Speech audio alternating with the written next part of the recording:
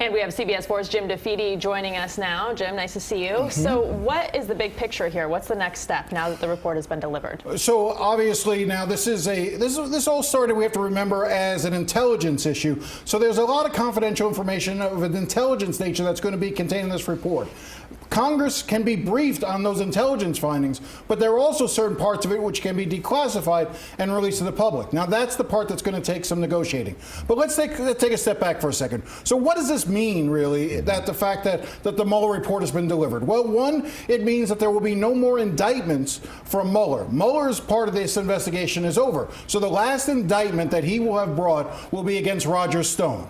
So he's done from that standpoint. So all the people who speculated whether Jared Kushner was going to be indicted by Mueller, Ivanka was going to be indicted by Mueller, Jerome Corsi, these figures that you've been hearing about, they will not be indicted by Mueller. Now, there are other investigations that are still going on from the Southern District of New York, the U.S. Attorney's Office there, and some other U.S. Attorney's offices.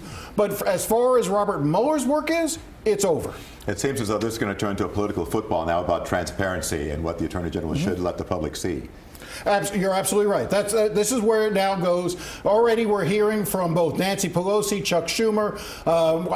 There's a tweet out from Ted Deutsch. The Democratic members of Congress are all saying that the report should be released in its entirety. As much as the supporting material should be released as well, so we can have it. Now, one aspect, probably the way that we'll learn the most from it is through congressional hearings. You can expect that at some point, Robert Mueller will be subpoenaed before Congress to testify about his findings in the report. How soon that'll take place, that's going to be hard to understand. Members of Congress are going to have to be briefed on the report first, delve into it, see it, probably in a classified setting, and then eventually bring Mueller in.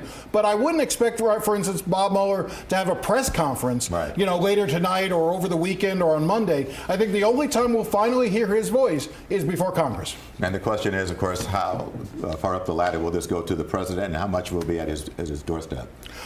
So that's always, the issue is, was there Russian collusion?